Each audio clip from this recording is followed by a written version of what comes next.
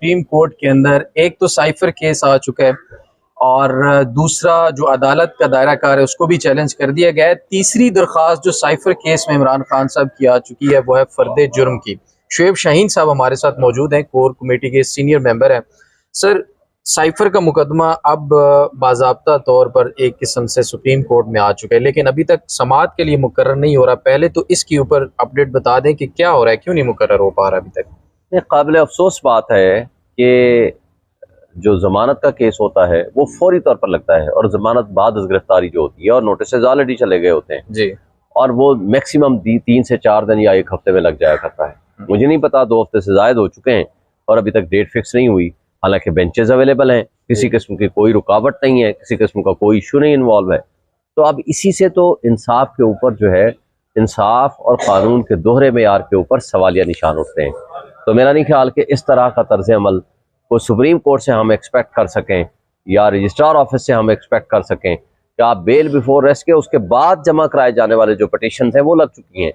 لیکن اس کیس کا نہ لگنا بہرحال ایک سوالیہ نشان ہے، اور یہ سوالیہ نشان چونکہ تمام مقتدر طبقوں، حلقوں اور ریاستی ادارے سارے کے سارے عمران خان کے خلاف کھڑے ہیں، تو اب اس بات کا امکان ہے کہ اس میں کوئی مینوپولیشن کے ذریعے اس کو ڈیلے کرنے کی کوشش کی جا سکتی ہے.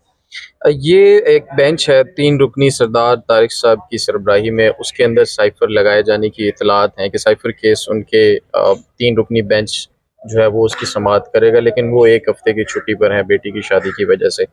تو یہ اتنے دنوں کا جو ایک خمیازہ ہے یا اتنے دن جو انصاف ڈیلے ہوگا، اس کو آپ کس نظر سے دیکھتے ہیں؟ دیکھیں، سردار طارق صاحب کا کوئی پارٹ ہر کیس تو یہ نہیں ہے، نہ ہی کسی کوئی ایکیوز کی ضمانت انہوں نے لی ہوئی ہے کہ ان کے پاس جانا ضروری ہے. 3 ممبر بینچ بیٹھے ہوئے ہیں، بہت سارے بینچز بیٹھے ہوئے ہیں، بلکہ یہ تو 3 ممبر بینچ بھی ضروری نہیں ہے، 2 ممبر بینچ بھی اس کیس کو سن سکتا ہے. جی، تو اس لیے میں نہیں سمجھتا کہ ان کا انتظار کیا جائے سردار طارق مسعود صاحب کا، وہ آئیں گے تو کیس لگے گا. میرا خیال ہے کہ یہ انصاف کے تقاضوں کے برعکس ہے، یہ بلکہ نا انصافی ہے صریحاً. تو اس طرح کی اگر کوئی ارینجمنٹ ہے کہ سردار طارق صاحب کا انتظار کیا جائے گا، وہ آئیں گے تو وہ کیس سنیں گے، یہ کوئی پارٹ ہٹ نہیں ہے، کسی قسم کی ایسی کوئی قدغن نہیں ہے. 3 ممبر بینچ 5 میرا خیال ہے بینچز بیٹھے ہوئے ہیں، کسی بھی بینچ میں یہ لگایا جا سکتا ہے اور کوئی بھی بینچز کو سن سکتا ہے. اس لیے ضمانت بعد از گرفتاری، اب نیچے سے وہ اگر ان کی ضمانت نہیں ہونی تو وہ کل آ کر کہیں گے کہ جناب ہمارا تو ٹرائل مکمل ہونے کے قریب ہے اس لیے ضمانت نہ دیں. تو یہ ڈیلے ان جسٹس جو ہے وہ ایک سوالیہ نشان ہے اور یہ ناانصافی کے مترادف ہے. 2 مہینے میں ٹرائل کو مکمل کرنے کی اطلاعات آ رہی ہیں. آپ کو لگتا ہے جو دفعات لگائی گئی ہیں مندرجات کو لیک کرنے کی، اس میں خان صاحب کو عمر قید کی سزا سنائی جا سکتی ہے؟ لیکن جو کنٹینٹس آف دی FIR ہے نا، اگر اس کو 100% درست مان لیا جائے، پروو کر لیا جائے، تو بھی اس کی سزا 2 سال ہے، یعنی قابل ضمانت جرم ہے. یہ تو بدقسمتی ہے کہ نیچے سے جو کمپرومائز ججز ہیں جنہوں نے یہ ضمانتیں خارج کر دی ہیں، یہ ہو ہی نہیں سکتی ہیں. اور دیکھیں نیچے تو خیر میں بات ہی نہیں کروں، ابوالاسرار ذوالقرنین، وہ تو اس کی تو کوئی جو بھی اس نے آرڈر کیا غلط آرڈر کیا. لیکن مجھے افسوس چیف جسٹس اسلام آباد ہائی کورٹ کے اوپر ہے.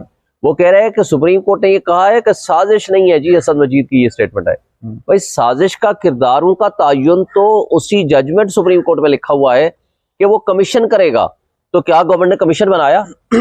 عمران خان نے کمیشن بنایا تھا، وہ جنرل ریٹائر طارق کی سربراہی میں، اس نے معذرت کر لی، اور شہباز شریف نے فلور آف دی ہاؤس پہ کھڑے ہو کر کہا تھا کہ اس میں دھمکی آمیز گفتگو تھی، ہم ہائی پاورڈ کمیشن بنائیں گے، لیکن نہیں بنایا. اور اس پیرا کو اٹھا کر کے انہوں نے کہہ دیا چونکہ سازش نہیں ثابت ہوئی تو لہٰذا یہ سائفر کیس ثابت ہو گیا اور اس کو آپ ضمانت خارج کر دی.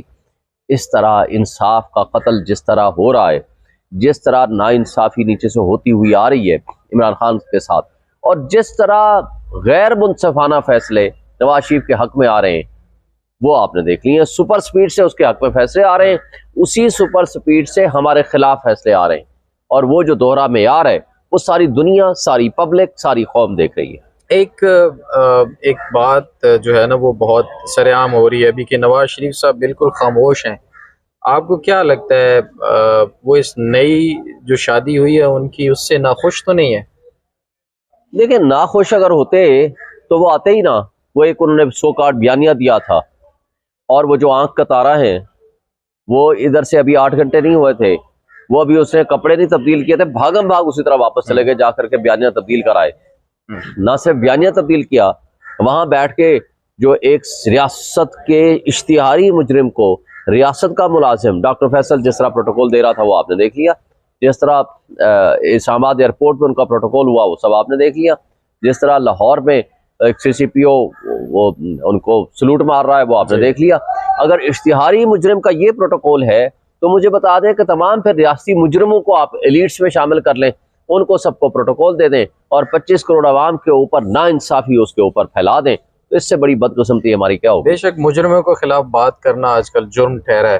الیکشن کا جو آپ بتا رہے تھے کہ ہم اپنا پلان جو عوام کے سامنے رکھیں گے، عوام بڑی شدت سے انتظار کر رہی ہے کہ اسٹریٹجی کیا ہوگی، کب لا رہے ہیں عوام کے سامنے اسٹریٹجی؟ دیکھیں ایک تو آپ کے سامنے میں نے اس دن کہا تھا پرسوں، کل آپ کے سامنے وائٹ پیپر کی صورت میں آ گیا ہے جی. اب وہ وائٹ پیپر نے فیکٹس اینڈ فگرز دے دیے ہیں جی. کہ کن حالات میں ہمیں ملک ملا تھا، کن حالات میں ہم نے اس کو چلایا، اور کن حالات میں ان لوگوں نے جو کچھ جرائم کیے ہیں اس قوم کے ساتھ، اس ملک کے ساتھ، اس 25 کروڑ عوام کے ساتھ، وہ سب آپ کے سامنے ہے. جی. ہاں آگے ہم لاہے عمل بنا رہے ہیں، انشاءاللہ آپ کو بہترین مینیفیسٹو بھی آئے گا اور اس میں فیکٹس اینڈ فگرز بھی آئے گے، آپ کو وقت کے ساتھ ساتھ ہماری جو پالیسیز ہیں وہ آپ تک پہنچتی رہے گی. بہت شکریہ، تھینک یو سو مچ شعیب شہین صاحب بات کرنے کے لیے.